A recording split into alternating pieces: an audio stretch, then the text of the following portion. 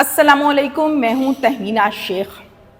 एक अरबपति भाई जो अपनी बहन के जनाजे पर गया, जनाजे को कंधा देने के लिए, दफनाने के लिए, वापसी पर दुश्मनों ने इसी भाई को गोलियों का निशाना बना डाला। सिर्फ भाई नहीं बल्कि भाई के साथ जो और रिश्तेदार मौजूद थे उनको भी गोलियों से भून दिया गया। इनके पीरो मुर्शद भी साथ थे, उनको भी गोलियों से भून दिया गया। ये कुल 7 लोग थे जिनको कत्ल किया गया। ये 7 लोग कौन थे, इनको क्यों कत्ल किया गया और ये वजह क्या है, ये तमाम आज के वीलॉग में मैं आपको बताऊंगी।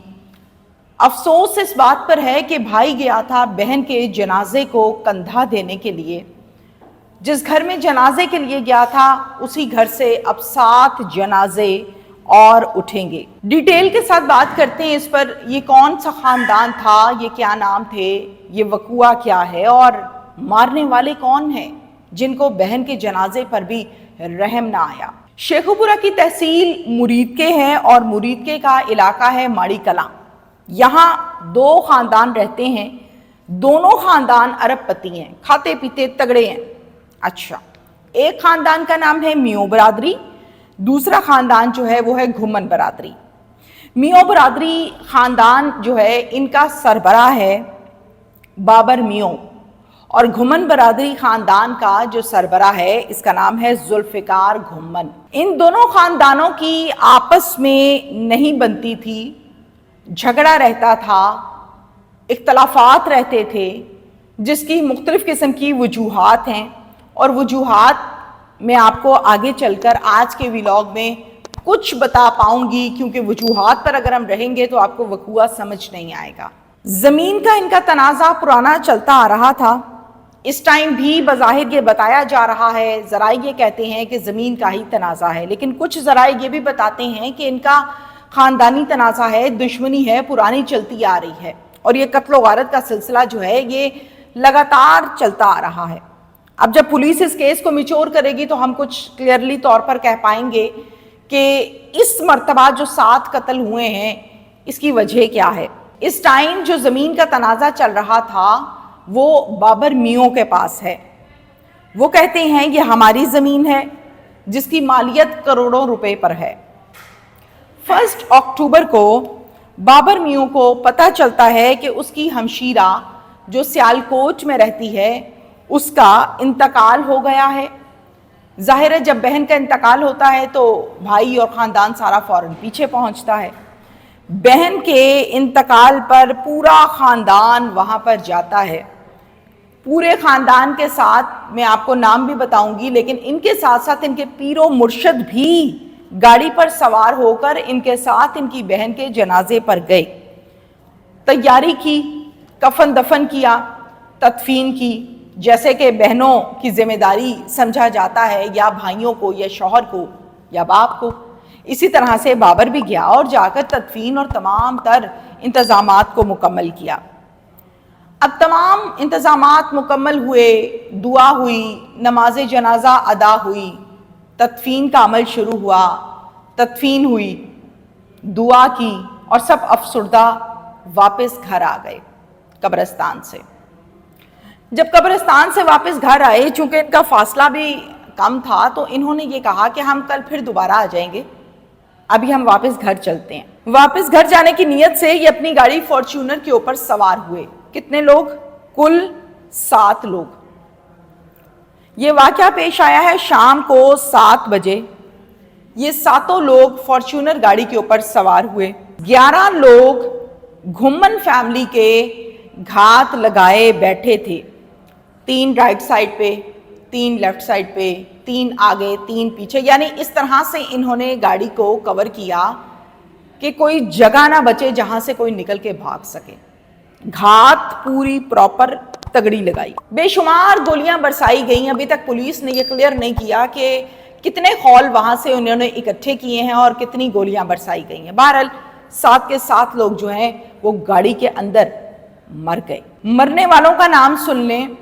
बाबर मियों हैं, पीरो मुर्शद सैयद इशफाक शाह हैं, निसार अहमद हैं, मोहम्मद अनवर हैं, मास्टर शफाकत हैं, मोहम्मद सलीम हैं, یہ سلیم جو ہے یہ ڈرائیور ہے ان کا، اور ان کے ساتھ ہیں فلک شیخ. یہ وہ فیملی ہے، یہ وہ 7 لوگ ہیں جن کو گولیوں سے بھون دیا گیا اور گاڑی کو چھلنی کر دیا گیا. وہ لوہے کی گاڑی جس کا سمجھ نہیں آ رہی کہ اس کو ہوا کیا ہے، اس طرح سے اس کو فائرنگ ہوئی ہے اس گاڑی پہ کہ وہ چھلنی ہو گئی ہے. تو اندر بیٹھے ہوئے انسانوں کو تو شاید ایک جملہ بولنے کی یا بھاگنے کی مہلت ہی نہیں ملی. نثار جس کا میں نے آپ کو بتایا کہ یہ بھی مقتول میں شامل ہے، نثار پولیس میں سپاہی ہے، کانسٹیبل ہے، جو ان کے ساتھ اسی گاڑی پر جا رہا تھا. یہ سارا وقوع جب پتہ لگا گھر والوں کو، بھائی کو جن کا نام محمد اکرم ہے، تو محمد اکرم ظاہر ہے ہکے بکے رہ گئے، پریشان رہ گئے. فوراً پولیس کے پاس گئے اور پولیس کو اس وقوع کے متعلق اطلاع دی اور ایک ایف آئی آر درج کروائی جس کے مدعی محمد اکرم خود بنے. محمد اکرم نے جو ایف آئی آر درج کروائی ہے وہ 11 لوگوں پر مشتمل ہے. کچھ اس میں نامزد ہیں، 3 لوگ نامعلوم ہیں. یہ نامزد جو لوگ ہیں میں ان کے نام آپ کو بتاتی ہوں: ذوالفقار گھمن، عامر گھمن، معظم گھمن، ظفر گھمن، شاہزیب گھمن. اس کے ساتھ ساتھ آگے ہیں اصغر علی، عابد اور ساجد. یہ تو ہو گئے مینشنڈ نیم یعنی نامزد نام. اب 3 نامعلوم لوگ بھی انہوں نے ڈالے ہیں. اب وہ 3 نامعلوم لوگ کون ہیں اس کے بارے میں بھی پولیس کلیئر اطلاع دے گی تو ہم آپ کو بتائیں گے. ابھی پولیس کسی نتیجے پر نہیں پہنچی، ٹیمیں بنائی گئی ہیں، کام کر رہی ہے. میو فیملی یہ بتاتی ہے کہ یہ جو گھمن برادری ہے یہ بہت بڑا قبضہ گروپ ہے. یہ مار پیٹ کرتے ہیں، یہ تشدد کرتے ہیں. جو ان کو زمین نہیں دیتا یہ ان کو مارتے ہیں، تشدد کرتے ہیں، گولیاں برساتے ہیں، اور جو ان کو دے دیتا ہے اس کی جان چھوڑ دیتے ہیں. تو ہمارے ساتھ ان کا زمین کا تنازع چل رہا تھا کہ انہوں نے ہم پر گولیاں برسا دیں، جبکہ اس کا ایک طریقہ کار عدالت بھی تھی اور دوسرا طریقہ کار تھانہ بھی تھا، اور تیسرا طریقہ کار جو لگائی جاتی ہے پنچایت وہ بھی تھا. گھر کے بڑوں کو بھی بٹھایا جا سکتا تھا. میرے ذرائع یہ بتاتے ہیں کہ یہ صرف زمین کا تنازع نہیں تھا، یہ دشمنداری کا معاملہ بھی تھا.